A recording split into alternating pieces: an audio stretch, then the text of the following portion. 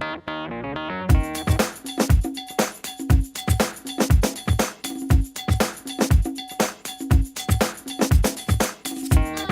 back to Finding Wisdom again. Here we are back with another edition of Queen Diabetes Information. It's me, your humble host, Milena Kantor. And today we're actually privileged to have a really good colleague of mine, Miss Constance Brown-Riggs, and she's going to introduce to us a very valuable tool that I think we should all take a look and buy and purchase and learn. It was a wonderful new addition. She's an author as well as a great clinician. We're going to talk about her latest book, The African American Guide to Living Well with Diabetes. So without further ado, welcome, Connie. Thank you. Thank you very much. Thank you for being here. In the past, we started with our whole team approach. So today is your chance and your turn to really let all of our diabetic patients know that certified diabetes educators, as you are, and registered dietitians are a very valuable component of their total treatment team. Absolutely. Part of the dream team, as I call it. I love it. And it's a chapter 2, I think. Yes. Yes! I read the book. So I think what's wonderful about the book, and I know it says African American Guide to Living Well, but once I read it and kind of going back and forth, I think it's a wonderful guide to anybody living with diabetes and hopefully living well. Yes, definitely. So what was the motivation and what did you feel when you decided that this was going to have to be a book? Well, just to kind of briefly go over what you just mentioned, the content of the book really can be applied to anyone that has diabetes. The basic facts in terms of what diabetes is, how to manage it. That goes regardless of what your ethnic background is. Good. Specifically in terms of African Americans, the tone is there. Some of the background information when I talk about the spirituality or the church, I'm really looking more from the African American experience as far as that goes. So that's when I came up with the title, The African American Guide to Living Well with Diabetes. I thought that was really clever. And the other piece in the back of the book, we're going to skip a little bit and then we're going to go back. Okay. But I thought the index was wonderful because I got some vegetable choices that were low on starches and some high protein options that are not part of my ethnic background. But I do live with quite a few people from Caribbean, and I've had a lot of really good friends from Jamaica that, now that I could relate and I could Sure. maybe make a similar meal. And using some of the callaloo was an ideal choice. I thought that was wonderful. My whole point was to include foods that you typically don't find in other books and to give the nutrient information so that person that may be eating callaloo or maybe eating, black eyed peas and rice or hoppin' john or, some of the traditional foods from the South as well as those foods from the Caribbean, that they would have access to the nutrient information. And that's going to help them to include that food in the meal plan. Not eliminate it, but include it. And they'll know what the carbohydrate content is, the protein content, and so on. That's a great idea. So going back, let's review. What is diabetes? Well, diabetes basically is when your body is unable to utilize the food that you're eating. There's not enough insulin, or you may be producing the insulin, but your body's unable to utilize that insulin properly. Insulin resistance. Insulin resistance is part of it. It's not all of it. Because remember, we have 2 types of diabetes. We have type 1 diabetes that develops, we used to say it was early, juvenile diabetes. But not anymore. Now we know that a person maybe at the age of 60 can actually develop type 1 diabetes. Completely insulin dependent. And what it is their body is not producing any insulin at all. And they require daily insulin injections in order to live. So that's type 1.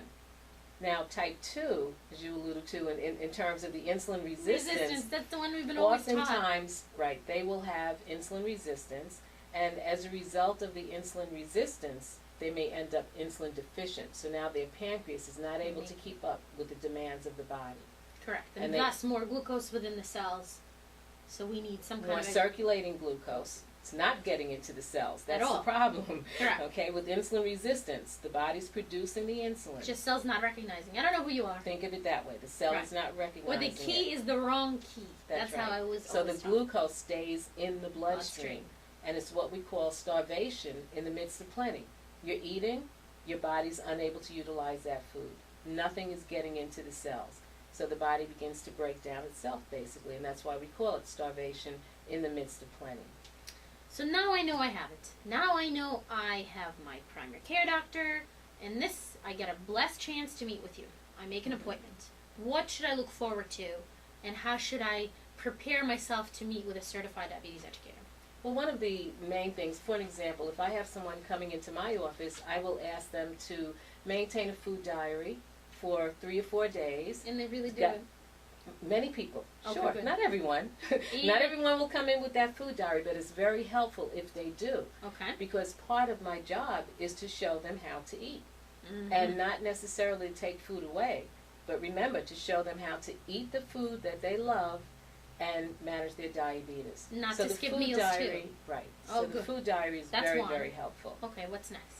And then when they come in, I'm going to go over basic information with them, get a little bit of history, get a sense of how much information they already have in terms of diabetes.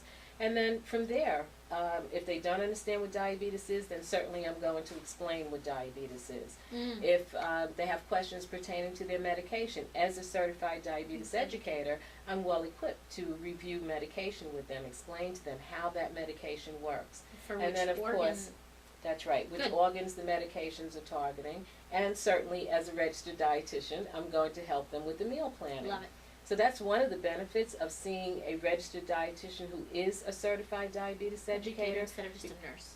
Right, because I have that wealth of information, and we have the whole team. So there is a nurse on the team as well who will deal more with the medical aspects. Mhm. I will deal more with the food.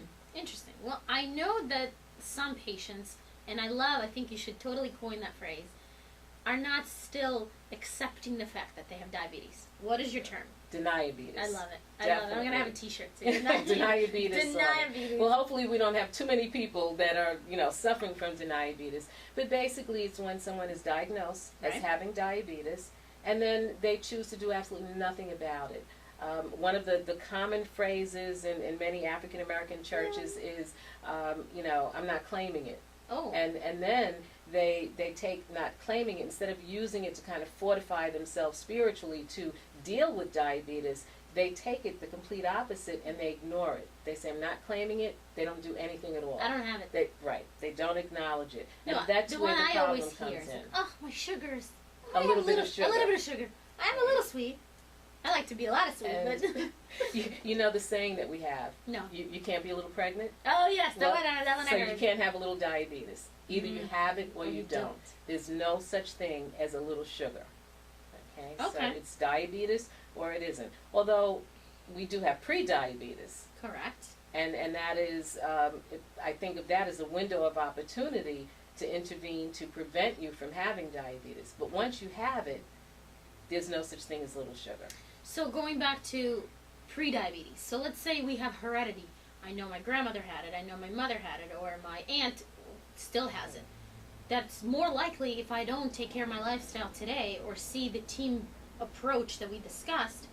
Would it make sense for me to see somebody like you, knowing that my lineage is pretty much, I'm there? Absolutely, absolutely. I myself, pretty much the same thing as you described, a large amount of diabetes in my family. So I'm constantly on the lookout. When I go to the doctor, I discuss my family background with the doctor. That's Okay. number one, to make sure the doctor understands that you have this, strong history of Right. diabetes in the family.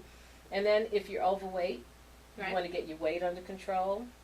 We're always working in that. Doesn't necessarily mean getting into a bikini either. No. We You know, talked about 10, 15 Pounds pounds can make a significant difference, lessen some of that insulin resistance, and we have a lot of research that shows us that if we can't prevent diabetes, we certainly can delay the onset. And that's where the physical activity and losing 10 or 15 pounds. I like that. That's a really good point. The other solutions. I think the best reason to see somebody like you, because, in this medical environment, nobody has time to really sit and listen to you.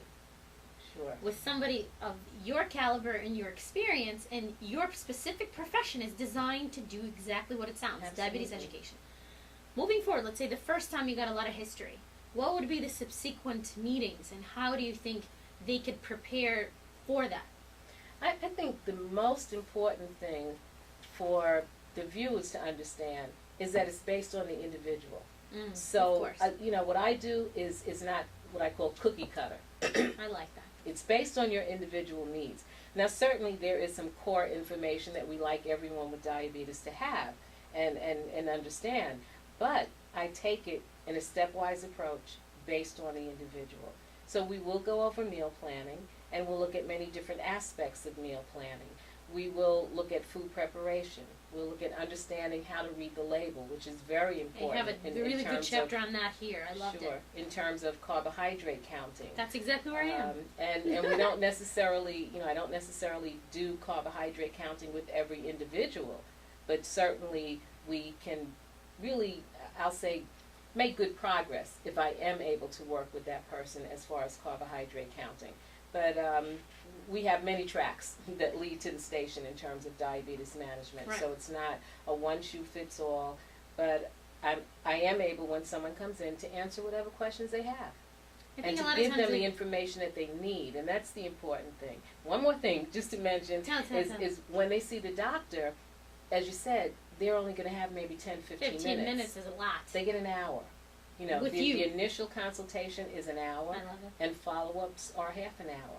That's and wonderful. sometimes that even goes longer than that half an hour. So I have time to sit with the individual and to give them what they need when they need it, which is also very important. Well, you mentioned something, and I want to go back for one second about carb counting, carbohydrate counting. A lot of times it's a misunderstanding or misconception that, even if I drink some milk, if I have that apple, or I like my bananas too, and then maybe I could have my sweet cola, and that shouldn't count. But milk has lactose. Obviously, what are your thoughts and what is your opinion on fruit and diabetes? Sure. That's been like a burning question for me for a long time. There is absolutely nothing that a person with diabetes cannot eat. Believe it or not. People don't believe that. There's absolutely nothing that they can't eat. It's how much. That's the critical issue. Portion, It's portion control. Okay. And when we talk about carbohydrate, Okay. carbohydrate is found in everything except for pure animal protein and fat. Mm. Everything. Got it. I'm with you. So they have to count that, and that's the key. The reason that we encourage people to stay away from regular soda or things that are just loaded with sugar, there's no nutritional value, number one. Number two, the person with diabetes is limited in terms of the amount of carbohydrate, so it shouldn't be wasted on soda that offers no additional nutrient benefits. Right. Got it. Interesting. Well, I think on page 92 and 93, we certainly can have a book report, but it was a wonderful grams per meal to control weight, for individuals who want to lose weight, which I thought was really great. And you got this from the ADA, so it's at your fingertips. And so it's the other thing, the whole book, not just that section, but the whole book was favorably reviewed by the American Association of Diabetes Educators. Oh, wow. Right. So it is, good, credible information, and that's what people need to understand that as well. I think the other thing is glycemic index. I've been learning more and more and kind of paying attention to that more than even total carb counting. What are your thoughts on that? There are pros and cons. Yeah, I hear a lot. There are definitely pros and cons. And one of my major concerns when we talk about the glycemic index is that there is not a glycemic index for every food. Find the glycemic index for callaloo. Tell me where that glycemic index is. There's no glycemic index. No. So we can't use the glycemic index across the board for everyone. Got it. Because we don't have it for every food. Now, certainly when we talk Rices about the principles Right. of the glycemic index, and generally speaking, anything that is high in fiber is going to have a low glycemic index. The opposite. A low glycemic index. So if we stress high fiber to patients and to individuals, they're going to be much better off than trying to find the glycemic index for foods that there is no glycemic index for. Interesting. Well, Sure. this is... Most people don't think of that. No, but I think moving forward, I think they should, because there's two and components. as an educator, as a diabetes educator, Absolutely. when people come to me and they're asking, I want to follow the glycemic index, and then they find out there's not the glycemic index for many ethnic foods. There's no glycemic index. No. So it's not practical in that regard until they come up with the glycemic index But what is the for every threshold? single For food example, item. cabbage is one of my country's staple. If you go eat Russian food, every other meal is cabbage. Sure. We love our cabbage. Whether it's Southern cuisine, cabbage is there as well. I think nothing wrong with it because it's really good in fiber, excellent vitamin C, That's right. and but when people are concerning about the numbers, I think what I love to hear is when you say the overall approach. Yes. It's not, don't eat this. Right. skip that. Eat everything. Sure. Let's figure out when you can eat it. Exactly. And you'll notice, I mean, because you're referring to my book, the glycemic index certainly is in the book. Right. I talk about it. Right. And I talk about it from the perspective of foods that are high in fiber tend to be lower in glycemic index. So I give the pros and the cons of following that approach. I love it. So, the plate method. I think you have to talk about that because to me, if we could forget the Atkins and the carb loading and the all carb not using, that method makes so much sense. Sure. So go ahead, Con. Well, it's another approach, really, to handling the whole issue of meal planning. Mm-hmm. And when we talk about the plate method, it's simply dividing your plate so that half of it is, we have the plate, Got it. and half is going to be the non-starchy vegetables. So if we're talking about cabbage, callaloo, spinach, collard greens, asparagus, broccoli, that would be half the plate. Got it. The other half we divide in half again. So you have a quarter is going to be the starch, whether it's rice, potato, mac and cheese, even that, but it would be a quarter. So we're controlling the portion. And then the other quarter is going to be the protein, whether it's red meat, chicken, fish. That would be the other quarter. Ideally, more chicken, more fish. Fish first, then chicken, and then red meat on an occasion if an individual wants to have it. But that would be the other quarter. And any order of eating certain, I thought, if you fill yourself up with the greens first, then you might not have so much appetite to even finish the mac and cheese or the potatoes or the rice. Sure, and that's a good approach. Kind of reminds me of my grandfather. He used to eat that way. He would never eat all of his foods together. It had to be one food at a time. That's the way he ate. As a matter of fact, he was served that way, one food at a time. Interesting. Yeah, how long did he have a good life? Oh, sure. He lived to be over 90. That's it? Had diabetes, though. Oh. Yes, some complications associated with diabetes. Well, why do you think we have so much diabetes now? Obesity. Really. That's the number one problem. If you think about it, and I'm sure you've seen some of the maps that show the CDC map, the diabetes belt. Right. I mean, it's but look staggered. at it in terms of obesity. Right. You can superimpose the diabetes map on top of the obesity map. And it's so they cover each other. Right. So where you see that diabetes belt that they just recently started talking about, it's the obesity belt as well. When you dig down and you look at do you think because we're moving less? Do you think we're eating more? Is it both? Combination.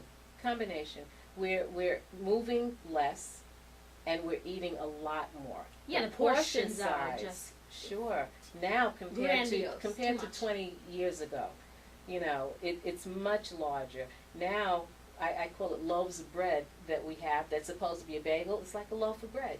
Years ago you had a small bagel, and people will say, well, if you have diabetes, you can't eat bagels. Yeah. No, you can't eat a bagel that weighs 6 ounces, but you can have a small bagel. You can have an ounce. You can have 2 ounces of bagel. So it's not the bagel itself that is bad. It's how much of that bagel that people choose to eat. And I keep repeating that because it's so true. The problem is portion. And one of the things that people think is they can't eat. Right. I mentioned that. You said that. And that's why people will turn off completely, because other educators maybe, things that they've read, you can't have fruit, you should never eat fresh fruit if you have diabetes, you can't have peas if you have, these are all the things, the myths that they've heard. And that's why that was my next portion. And that's why they turn off completely. Right. And they do absolutely nothing. Because they feel, why bother? I can't have all these foods. So, talking about the myths, and maybe I'll read some off, because there's a lot of them that definitely have to be clarified. Skipping meals is a good way to lose weight. Absolutely not.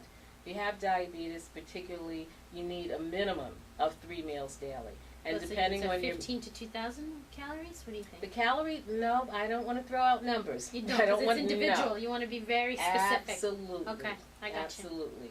But the idea is whatever the calorie allowance is, it should be divided into at least 3 meals. Or more. 3 meals minimum. That's why I said at least. One thing that I always keep saying to a lot of colleagues and coworkers, and when we used to teach patients and we were present at those events, a lot of times diabetics don't even know what it's like to feel hungry. Sure. What does hunger feel like? your body should expect a meal. Mm-hmm. If it doesn't, then you got to figure out a way to make sure that the body knows every 3 hours you're going to feed it. Sort of like an oven. If I don't put the wood in, it's not going to keep me warm. Mm-hmm. So the same idea. Try to make sure that the meals are spaced out. And if you need to have a snack, it's available. Maybe some cauliflower, maybe some peas, maybe even carrots, like carrot sticks. And the idea is not to think of snacks as a no-no, but to they plan for the snack. I love it. Mm-hmm. And oftentimes people only associate snacking with snack foods or bad foods, with chips, with, a piece of cake or something like that. Snack can be anything. Rice it can cakes. be whatever you didn't complete at your meal. Right. You can use that as a snack between the meal. Got it. So it's not, regulated to chips and high-fat food items. It can be something very healthy. Eating after 8 p.m. causes weight gain. No, not at all. And again, that's another thing that's kind of a myth, and people think of this cut and dry thing, don't eat past 6, don't eat past 8. It's really the sum total of calories. If you're eating more calories than what your body requires, right, you will have weight gain. Now, another thing that I often tell my patients, from the time perspective, 8 o'clock, you want to stay up at least 2 to 3 hours after you finish your last meal. Yes, Got it. yes, to help allow the food time to digest, burn Don't go off to some bed of on those a full calories. stomach because it's not going to be good. That's right. I love that. That's a really good point. With regards to treatment and medication, now, do you go through all the treatments and all the prescription meds that they would be prescribed? Do you try to explain to them when they can be eaten? Because the last episode we had is very, very good to partner with your pharmacist, because you can ask when to take your meal, with food, without food, no food, this food. So what are your thoughts and your suggestions? Well, certainly in my book, I made a point of talking about medications, because oftentimes people don't understand how the medications work as far as diabetes is concerned. So that is explained in the book. Very nice. When someone comes into the office, depending on what questions they may have, I will answer those questions. For me, very, very important that people understand how their diabetes medication works, that they understand that the diabetes medications have 2 names. They have what we call the brand name and the generic name.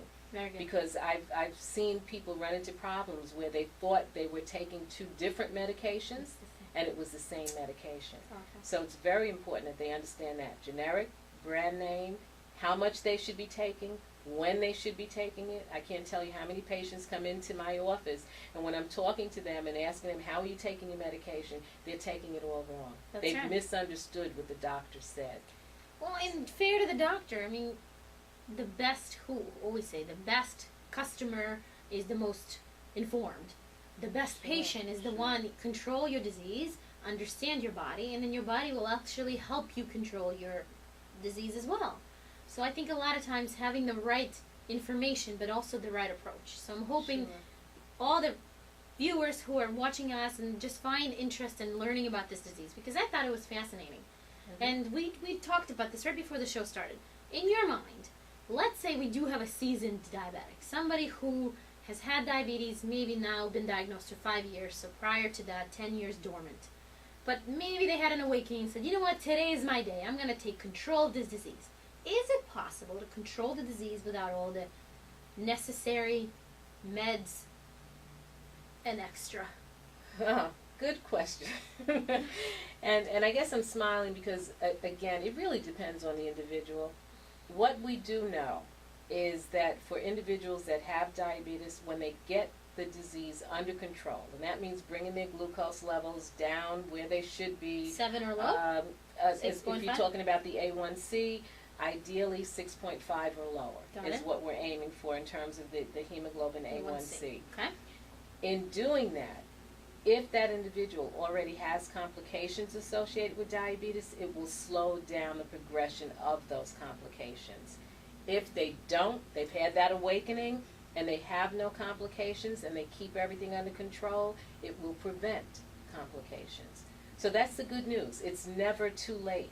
It's never too late. I like it. And that's what they need to understand. They still may require medication, but not the higher doses. But oftentimes they will require less medication if they're eating, exercising, and doing all those things that they need to do to manage their disease. I like how you said that. And one of the other portions is really to take care of your exercise regimen. Just a little bit. You talk about that a lot.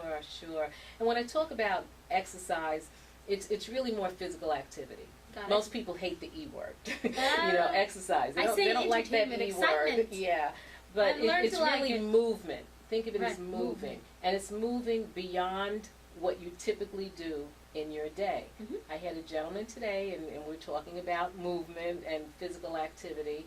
And one of the things that he says is, I walk to the train station every day. Exactly. So you've got to go above and beyond that. Take the stairs.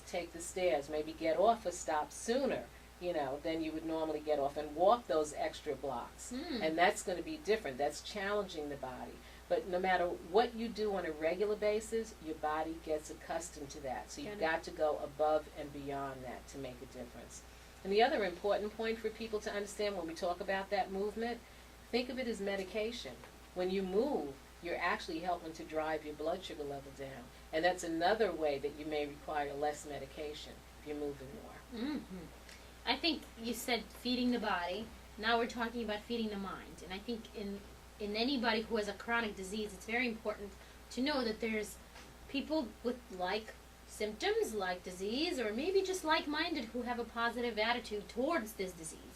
Because I like to think, if you're with people who are optimistic and usually have a way of finding solutions, it's easier to deal with whatever problems you have in life. Sure, definitely. And that's one of the things. When you have diabetes, you want to be connected with others, you said, like-minded people. And whether that is a friend, it may be joining a support group, joining a diabetes self-management education group. There are those? Yes, where there are people that, as I said, that are like-minded, that are positive. You don't want to be around negative people. No. You want to be around people that are going to help to lift you up, people that are educated. You have to be very careful who you speak to in regards to diabetes. Got it. One of my general statements that I'll tell my patients is the person who's had diabetes the longest probably knows the least. That's right, because they don't know how to deal with it. Because the unfortunate reality is they haven't kept up with what's going on in terms of diabetes, or the latest literature, how we manage it now compared to how it was managed, 20 years ago. As we say, this is not your grandmother's diabetes now. So it's really important that person that you're talking to, that is someone that knows about diabetes, and that you find out for yourself. So I tell people, read, become educated. That's what I said. The best educated consumer is the best policy. So, sure. And I like how you say, don't make diabetes your enemy. That's right. Accept it. Own it. One of the things that I say, accept it with grace. Okay. And use all your God-given resources to fight it and manage it. We're in America. I mean, this is the one country in the world that gives us all. That's right. Just find the people like you, people who are willing to help, because help is out there. Definitely. We're only human, as you say here too. But I think I'm grateful that you had the time to sit with us today and to kind of go through this wonderful, wonderful tool that you put together for all of us to enjoy.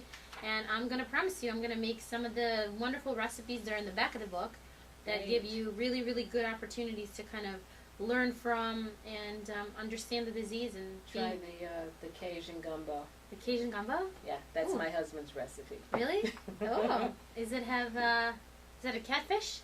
No. This is a nice healthy. Oh, Cajun really? gumbo. Oh, good. Yeah. That's wonderful. So with closing remarks, I think the tools are available. The minds are here.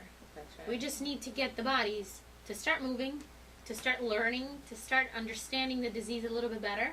Sure. And to kind of to understand it. I think you said that probably before the show started, but it kind of summarizes what I tell people all the time. Diabetes is serious. Right. Diabetes is preventable. I love it. And diabetes is manageable. Manageable, controllable. That's it. And I always say, know your numbers before the meal, especially after the meal. Mm-hmm. Have a wonderful team of people who care for you, because you know your patients as much as they know themselves, you hope. That's right. That's right. And we're just here to help everybody who's willing to be helped. Yes. That's it. I think that's the key. So thank you, Connie. Thank you for being here. You're welcome. My pleasure. And another edition of Finding Wisdom. We found a lot of wisdom today. Hopefully. Yes, we did. Thank you all, and have a good night.